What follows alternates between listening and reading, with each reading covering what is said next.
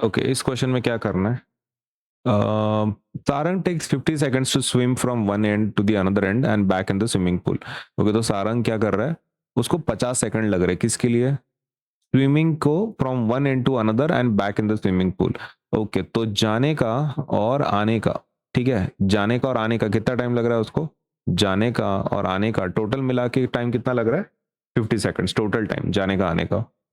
Find his average speed and average velocity with in the time range interval of 50 seconds. तो 50 seconds में आपको क्या निकालना है? आपको निकालना है उसका स्पीड एंड एवरेज वेलोसिटी। अभी देखो, यहां से यहां तक का लेंथ कितना है, मतलब टोटल लेंथ कितना है? जाने के लिए 25 है ना? लेंथ कितना है? 25। तो let us try understand this, ठीक है, इसको अंडरस्टैंड करने की कोशिश करता है। सबसे पहले we will calculate average speed. Average speed निकाल।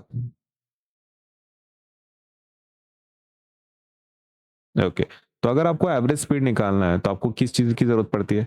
सबसे पहले टोटल डिस्टेंस कितना ट्रैवल किया, टोटल डिस्टेंस कितना ट्रैवल किया, करेक्ट, वो चाहिए आपको। ओके, तो कितना, देखो, ये जो सारंग है ये जा रहा है और वापस आ रहा है, राइट? जा रहा है और वापस आ रहा है, तो जाने का कितना रहेगा? 25। और आने का कितना रहेगा? आने का भी 25 रहेगा, तो 25 प्लस 25 कितना होगा? 50। जाने का 25, आने का 25, तो टोटल जाने का आने का मिला के कितना होगा? 50 होगा। 50 क्या? 50 मीटर।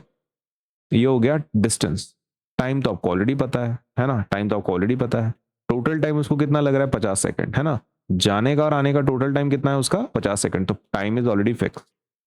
ओके, तो how much is the time? Time तो ऑलरेडी फिक्स्ड है और वो है 50 second. Now can we find average speed? Yes. Okay, तो एवरेज स्पीड का फॉर्मूला क्या होता है? एवरेज स्पीड का फॉर्मूला होता है total distance by total time, है ना?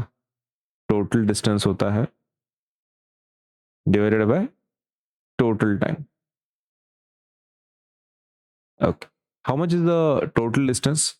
कितना डिस्टेंस ट्रैवल किया है? How much is the total distance? 50। Okay, तो ये वाली वैल्यू कितनी है? 50 है, right? Total distance is 50। And how much is the time? Time है आपका 50 सेकेंड। ओके, तो टाइम इज 50। ओके, तो 50 सेकेंड है ये, और ये 50 मीटर है, राइट? ओके, तो कुछ कैंसिल होता? यस। 50 और 50 कैंसिल, तो आंसर क्या बचेगा? 1। Okay, that is 1 metre per second, है ना? 1 मीटर पर सेकेंड आपका क्या होगा? आंसर होगा।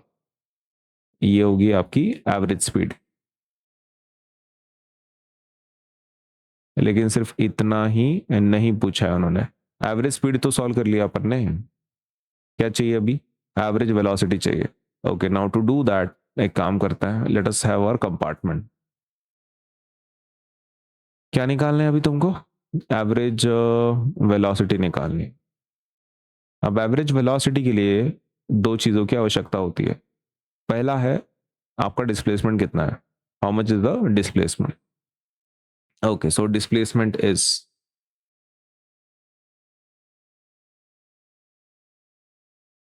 ओके, तो व्हाट इज द डिस्प्लेसमेंट? देखो, डिस्प्लेसमेंट की अगर आप बात कर रहे हैं, तो ये जो बंदा है ना, ये जो सारंग है, ये जा रहा है और वापस आ रहा है, मतलब उसका इनिशियल पोजीशन फाइनल पोजीशन कैसा है? सेम है। तो डिस्प्लेसमेंट कितनी होगी फिर? जीरो होगी। ओके, तो डिस्प्लेसमेंट जीरो होने का क्या रीजन है यहाँ पे?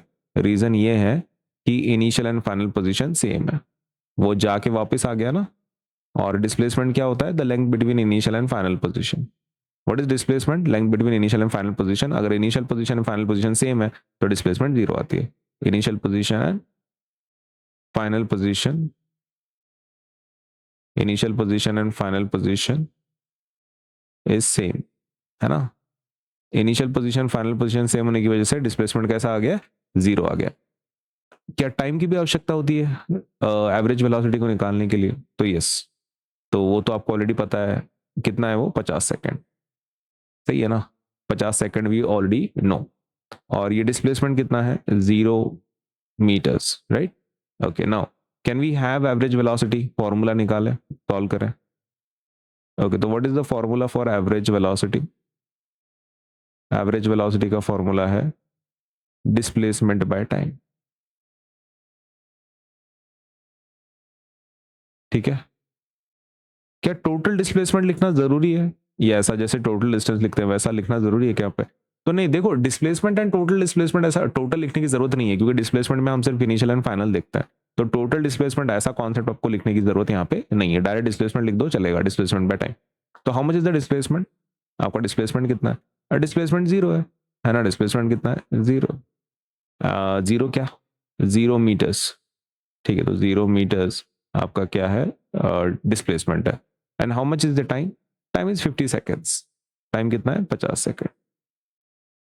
ओके, तो 0/50 क्या होता है? 0/50 क्या होता है? 0/50 जीरो होता है। 0/50 इज जीरो। और यूनिट क्या रहेगा? वही मीटर पर सेकेंड, सही है ना? तो metre per second will be your unit, metre per second. तो ये हो गई आपकी एवरेज वेलोसिटी।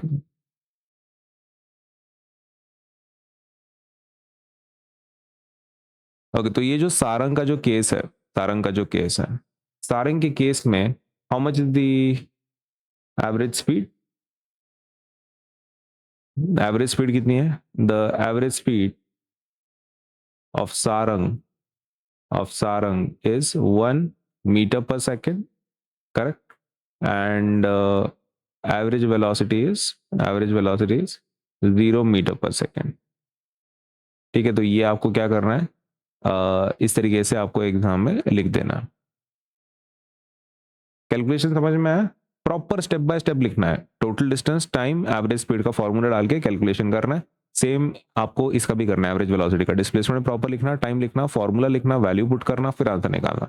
देखो डिस्क्रिप्टिव पेपर में कैसा रहता है, स्टेप बाय स्टेप आपको मार्क मिलते हैं। तो अगर आप डायरेक्टली वैल्यूज डालोगे बिना वैल्यूज को मेंशन किए हुए तो मार्क नहीं मिलेंगे। तो बेटर कि आप स्टेप बाय स्टेप करो फॉर्मूले के साथ, फॉर्मूला तो कंपलसरी है, फिर वैल्यू डालना है आपको। भले ही आपको फॉर्मूला अच्छे से याद है और डायरेक्ट फॉर्मूला वैल्यूज भी आप डाल सकते हो, लेकिन एग्जाम में ऐसा करना है क्या? तो नहीं करना है। एमसीक्यू के लिए आप कर सकते हो, सपोज क्वेश्चन ही अगर एमसीक्यू के लिए, वहां पे आपको डिटेल्ड आंसर की जरूरत नहीं, वहां पे आप शॉर्ट में कर सकते हो।